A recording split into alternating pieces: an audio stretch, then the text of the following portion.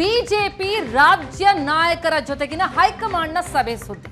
ಯಾಕಂದ್ರೆ ಈಗಿರೋ ವಿಚಾರ ಯಾರಿಗೆ ಟಿಕೆಟ್, ಮೊದಲನೇ ಹಂತದ ಟಿಕೆಟ್ ಘೋಷಣೆ ಏನಾಯ್ತು, ಆ ಸಂದರ್ಭದಲ್ಲಿ ರಾಜ್ಯದ ನಾಯಕರು ರಾಜ್ಯಕ್ಕೆ ಯಾರಿಗೆ ಟಿಕೆಟ್ ಸಿಗುತ್ತೆ ಅನ್ನುವಂತಹ ಕುತೂಹಲದಲ್ಲಿದ್ರು. ಹಾಗಾಗಿ ಈಗ ಎರಡನೇ ಪಟ್ಟಿ ಹೊತ್ತಿಗೆ ಆ ಲಕ್ ಯಾರಿಗೆ ಲಭ್ಯ ಆಗುತ್ತೆ, ಯಾರಿಗೆ ಟಿಕೆಟ್ ಸಿಗುತ್ತೆ, ಯಾರಿಗೆ ಲಕ್ ಕೈ ಕೊಡುತ್ತೆ.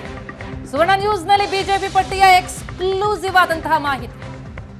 ಲೋಕಸಭಾ ಚುನಾವಣೆಗೆ ಬಿಜೆಪಿ ಸಂಭಾವ್ಯ ಪಟ್ಟಿ ದೆಹಲಿ ತಲುಪಿದೆ. ಬಿಜೆಪಿ ರಾಜ್ಯ ಕೋರ್ ಕಮಿಟಿಯ ಪಟ್ಟಿ ಇವತ್ತು ಸಂಜೆ ರಾಜ್ಯ ಮುಖಂಡರ ಜೊತೆ ಚರ್ಚೆಯನ್ನ ನಡೆಸ್ತಾರೆ. ಹಾಗಿದ್ರೆ ಈ ಬಾರಿ ಯಾರ್ಯಾರಿಗೆ ಅವಕಾಶ ಸಿಗುತ್ತೆ?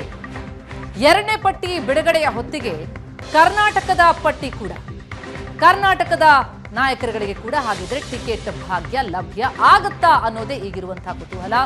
ಒಂದೊಂದು ಕ್ಷೇತ್ರಕ್ಕೆ 2, 3, 4 ಹೆಸರನ್ನು ಫೈನಲ್ ಮಾಡಿದ್ದಾರೆ. ಬಿಜೆಪಿ ರಾಜ್ಯ ಕೋರ್ ಕಮಿಟಿಯ ಪಟ್ಟಿ ಈಗ ದೆಹಲಿಯನ್ನ ತಲುಪಿದೆ. ರಾಜ್ಯ ನಾಯಕರ ಜೊತೆ ಚರ್ಚೆಯಾಗುತ್ತೆ. ಆ ಚರ್ಚೆಯ ಬಳಿಕ ಒಂದು ಫೈನಲ್ ಡಿಸಿಷನ್ಗೆ ಬರಲಿದ್ದಾರೆ. ಹೆಸರುಗಳನ್ನ ಈಗಾಗಲೇ ಕೋರ್ ಕಮಿಟಿ ಕಳಿಸ್ಕೊಟ್ಟಿದೆ. ಮಾಜಿ ಸಿಎಂ ಜಗದೀಶ್ ಶೆಟ್ಟರ್ ಹೆಸರು 2 ಕ್ಷೇತ್ರಗಳಿಗೆ ಶಿಫಾರಸು ಮಾಡಲಾಗಿದೆ. ಇನ್ನು ಹಾವೇರಿ ಮತ್ತು ಧಾರವಾಡ ಕ್ಷೇತ್ರಗಳಿಗೆ ಶೆಟ್ಟರ್ ಹೆಸರನ್ನ ಶಿಫಾರಸು ಮಾಡಲಾಗಿದೆ. ಬೆಳಗಾವಿಗೆ ಶೆಟ್ಟರ್ ಸೊಸೆ ಶ್ರದ್ಧಾ ಶೆಟ್ಟರ್ ಹೆಸರು ಶಿಫಾರಸು ಮಾಡಿದ್ದಾರೆ. ಹಾವೇರಿಗೆ ಬಸವರಾಜ ಬೊಮ್ಮಾಯಿ, ಜಗದೀಶ್ ಶೆಟ್ಟರ್ ಹೆಸರಿದೆ. ಜಗದೀಶ್ ಶೆಟ್ಟರ್ 2 ಕ್ಷೇತ್ರಗಳ ಒಂದು ಪಟ್ಟಿಯಲ್ಲಿ 2 ಕ್ಷೇತ್ರಗಳ ಮುಂದೆ ಜಗದೀಶ್ ಶೆಟ್ಟರ್ ಅವರ ಹೆಸರನ್ನು ಹಾಕಿದ್ದಾರೆ. ಇನ್ನು ಹಾವೇರಿಯಲ್ಲಿ ಶ್ರದ್ಧಾ ಶೆಟ್ಟರ್ ಅವರ ಹೆಸರಿಗೂ ಕೂಡ ಶಿಫಾರಸು ಮಾಡಲಾಗಿದೆ. ಇನ್ನು ಹಾವೇರಿಗೆ ಈಶ್ವರಪ್ಪ ಪುತ್ರ ಕಾಂತೇಶ್ ಹೆಸರು, ವಕೀಲ ಸಂದೀಪ್ ಪಾಟೀಲ್ ಹೆಸರು ಕೂಡ ಇದೆ. ಯಾಕಂದ್ರೆ ಈಶ್ವರಪ್ಪ ತಮ್ಮ ಮಗನಿಗಾಗಿ ಬಹಳಷ್ಟು ಟಿಕೆಟ್ ಪ್ರಯತ್ನವನ್ನ ನಡೆಸಿದ್ರು. ಈಗ ಆ ಪಟ್ಟಿಯಲ್ಲಿ ಅವರ ಮಗನ ಹೆಸರು ಕೂಡ ಇದೆ. ಮತ್ತೊಂದು ಕಡೆ ಹಾವೇರಿಯಿಂದ 2 ಸಂಭಾವ್ಯರ ಪಟ್ಟಿ ಈಗ ನೀವು ನೋಡ್ತಾ ಇರೋದು ಸ್ಕ್ರೀನ್ ಮೇಲೆ. ಒಂದ್ ಕಡೆ ಶ್ರದ್ಧಾ ಶೆಟ್ಟರ್, ಮತ್ತೊಂದು ಕಡೆ ಜಗದೀಶ್ ಶೆಟ್ಟರ್ ಅವರಿಗೂ ಕೂಡ ಶಿಫಾರಸು ಮಾಡಲಾಗಿದೆ. ಈ ಪಟ್ಟಿ ಕುತೂಹಲ ಮೂಡಿಸ್ತಾ ಇದೆ. ಯಾಕಂದ್ರೆ ಜಗದೀಶ್ ಶೆಟ್ಟರ್ಗ, ಶ್ರದ್ಧಾ ಶೆಟ್ಟರ್ಗ ಹಾವೇರಿಗೆ ಅಂತನ್ನುವಂಥದ್ದು ಈಗ ಕುತೂಹಲದ ವಿಚಾರ. ಹಾಗೆ ಬೆಳಗಾವಿಗೆ ಶ್ರದ್ಧಾ ಶೆಟ್ಟರ್ ಆದ್ರೆ ಹಾವೇರಿಗೆ ಜಗದೀಶ್ ಶೆಟ್ಟರ್.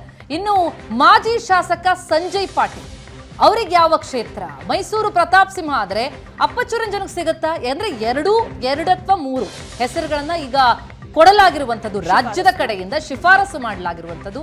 ಆ ನಂತರ ಫೈನಲ್ ಯಾವ್ದಾಗತ್ತೆ ನೋಡ್ಬೇಕಾಗತ್ತೆ. ಮೈಸೂರು ವಿಚಾರಕ್ಕೆ ಬರೋದಾದ್ರೆ ಪ್ರತಾಪ್ ಸಿಂಹ ಮತ್ತು ಅಪ್ಪಚ್ಚು ರಂಜನ್.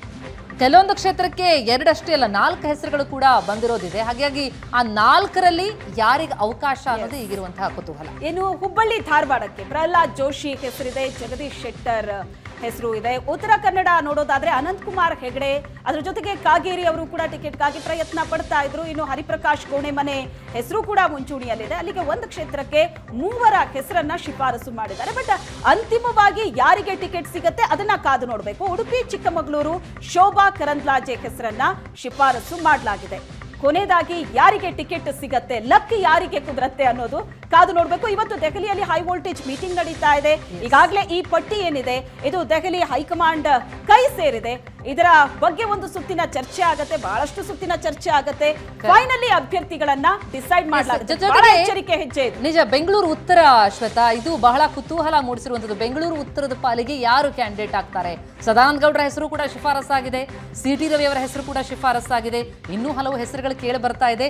ಸದ್ಯಕ್ಕೆ ಸಿಗ್ತಾ ಇರುವಂತಹ ಮಾಹಿತಿ 2 ಹೆಸರು. ಇನ್ನು ಬೆಂಗಳೂರು ದಕ್ಷಿಣ ತೇಜಸ್ವಿ ಸೂರ್ಯ, ತುಮಕೂರು ಸೋಮಣ್ಣ ಮತ್ತು ಮಾಧುಸ್ವಾಮಿ ಬಹಳ ಚರ್ಚಿತವಾದಂತಹ ಕ್ಷೇತ್ರ ಇದು. ಯಾಕಂದ್ರೆ ಸೋಮಣ್ಣ ಅವರು ಭಾರಿ ಲಾಬಿ ಮಾಡ್ತಾ ಇದ್ರು. ಮಾಧುಸ್ವಾಮಿ ಅವರ ಹೆಸರುಗಳು ಕೂಡ ಕೇಳಿ ಬಂತು.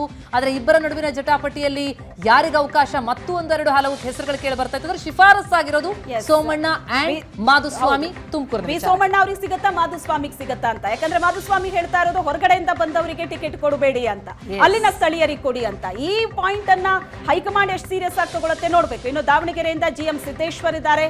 ಉತ್ತರ ಕನ್ನಡದಿಂದ ವಿಶ್ವೇಶ್ವರ ಹೆಗಡೆ ಕಾಗೇರಿ, ಅದರ ಜೊತೆಗೆ ಅನಂತಕುಮಾರ್ ಹೆಗಡೆ ಅವರ ಹೆಸರು ಕೂಡ ಇದೆ ಉತ್ತರ ಕನ್ನಡದಿಂದ.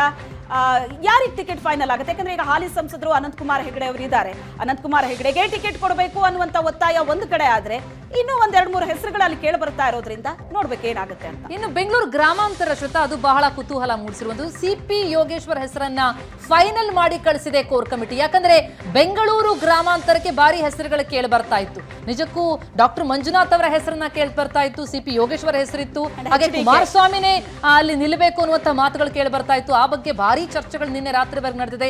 ನಂತರ ಫೈನಲ್ ಆಗಿರೋದು CP ಯೋಗೇಶ್ವರ್ ಹೆಸರು ಅನ್ನುವಂಥದ್ದು ಸದ್ಯಕ್ಕೆ ಸಿಗ್ತಾ ಇರುವಂತಹ ಮಾಹಿತಿ. ಈ ಬಗ್ಗೆ ಮತ್ತಷ್ಟು ಡೀಟೇಲ್ಸ್ ಅನ್ನ ಕೊಡ್ತೀವಿ, ಯಾಕಂದ್ರೆ ಈಗ ಶಿಫಾರಸನ್ನ ಕಳಿಸಿದ್ದಾರೆ. ಅಂತಿಮವಾಗಿ ಯಾವ ಪಟ್ಟಿ ಫೈನಲ್ ಆಗತ್ತೆ, ಯಾವ ಅಭ್ಯರ್ಥಿಗಳನ್ನ ಫೈನಲ್ ಮಾಡ್ತಾರೆ ಅನ್ನೋದು ಕೂಡ ಬಹಳ ದೊಡ್ಡ ಕುತೂಹಲ ಇರುತ್ತೆ.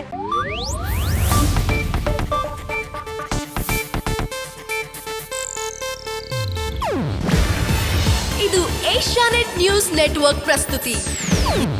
ನೀವು ನೋಡ್ತಿದ್ದೀರಾ ಏಷ್ಯಾನೆಟ್ ಸುವರ್ಣ ನ್ಯೂಸ್.